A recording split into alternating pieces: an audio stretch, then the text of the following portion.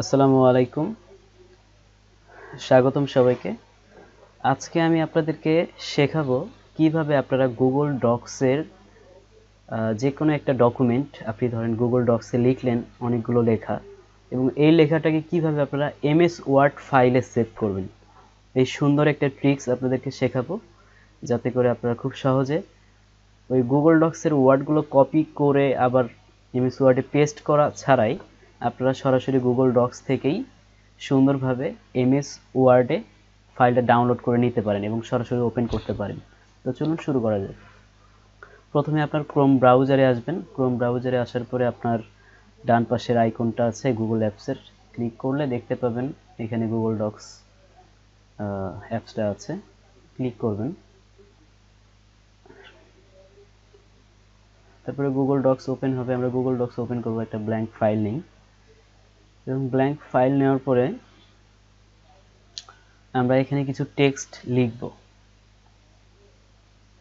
আমরা একটা ভিডিওতে দেখিয়েছি কিভাবে ভয়েস টাইপিং করতে হয়, আমরা ভয়েস টাইপিং করেই ওই টেক্সটটাই আমরা এমএস ওয়ার্ড ফাইলে সেভ করে দেখাবো আপনাদেরকে। তো আমরা টুলস থেকে ভয়েস টাইপিং অপেক্ষা করি, লোড হচ্ছে, একটু নেট স্পিড কম বিধায় একটু অপেক্ষা করতে হবে আমাদেরকে। সো আমরা আবার ক্লিক করি টুলসে, এই যে ভয়েস টাইপিং ক্লিক করলাম। এখান থেকে আমরা বাংলা ল্যাঙ্গুয়েজটা সিলেক্ট করে দেবো, যেহেতু বাংলা লিখব, বাংলাদেশ, ক্লিক টু স্পিক। আমরা এই ট্রিক্সটার মাধ্যমে যে কোনোভাবেই মানে যে কোনো শর্ট টাইমের ভিতরে আমরা এখান থেকে আমাদের ভয়েস টাইপিং করে সুন্দরভাবে এমএস ওয়ার্ড ফাইল সেভ করে রাখতে পারি, এবং আমাদের এখান থেকে সময় বাঁচবে, সাথে করে আমরা মানে একটা কাজ মানে খুব সহজে অপটিমাইজ করতে পারবো। তো আমি এটা অফ করে দিলাম। আমাদের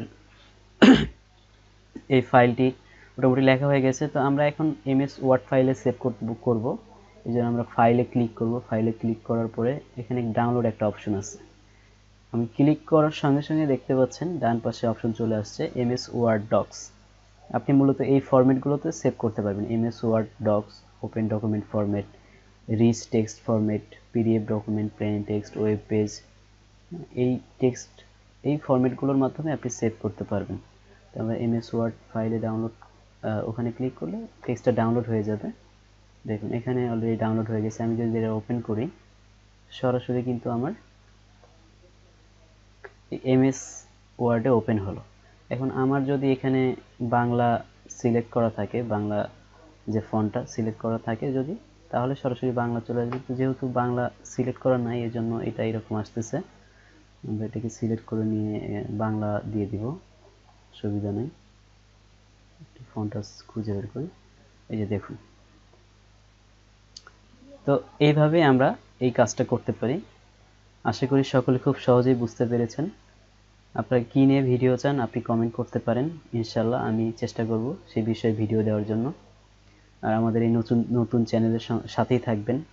সবাইকে ধন্যবাদ জানাচ্ছি ভিডিওটি দেখার জন্য। ভালো থাকবেন। আসসালামু আলাইকুম।